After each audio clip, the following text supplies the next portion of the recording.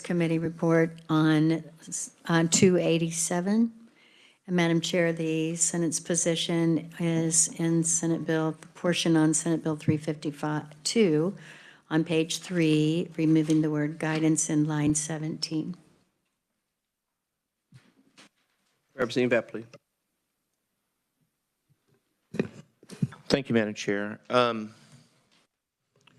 been a long trek for this bill and the theme of this bill. I think both sides have had good intentions and worked in good grace to try to provide patients recourse and access to their loved ones at the time of end of life and at the time of serious illness.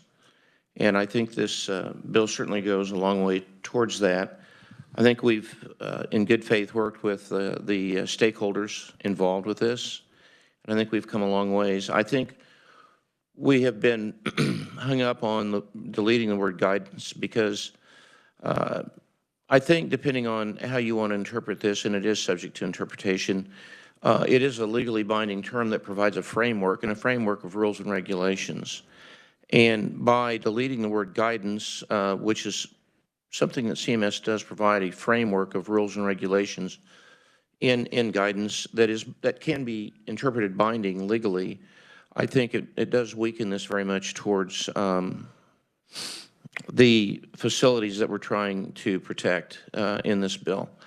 And I realize there are people that feel this bill goes too far in protecting those entities, but we have to, because we have to have hospitals and nursing homes and facilities to provide care for our loved ones. And I don't want to see them diminished to the point where they can't, do business. But having said that, looking at whatever both sides of this or the options of the bills that have been put forth, I think there's been a very good faith effort by the Senate and certainly by the House to try to come to an agreement. And we've analyzed this, and I think it may require attention in the future. But I think tonight, because there are other issues in play, and in the terminology, rules and regulations are listed and still, I think we can allow the word guidance to be deleted at this time.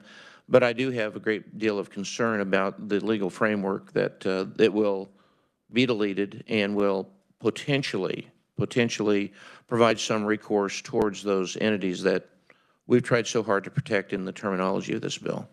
So with that, Madam Chair, I'll turn it over to you and simply say that I think we're at a place where we're ready to make that concession. It's not a concession that we make easily. I think there is the potential for us to lose Medicaid dollars. The entities are very unhappy with this decision, and they're fearful that in the future, should something occur, that they will lose their Medicaid dollars, keeping in mind that our nursing homes are primarily Medicaid dollars. But we are doing this because of the parental control bill and the rural hospital bill, because those are two things that are vital not only to our kids, but to Kansans and our friends in Western Kansas. So at this time, we will accept this. As much as I hate the fact that we already had an agreement, and then you came back at a second time, I think it's inappropriate, but we're going to accept it so that we can get those two other bills. Thank you, Madam Chair. We appreciate your concession. I will ask that the revisor pass out the amendment. It has been passed out. It's in front of each of us, Madam Chair. Thank you. I asked about the striking at the end, and Jenna, if you would just clarify. Thank you, Madam Chair. That clarification is because this bill is a part of Senate Bill 287. We don't need that effective date. We use the effective date of Senate Bill 287. Very fine. So if we are in agreement, then and we've completed this portion. And Madam Chair, what is your thoughts on 2531? We are here to discuss 287, Madam Chair, and that's it strictly. Very fine.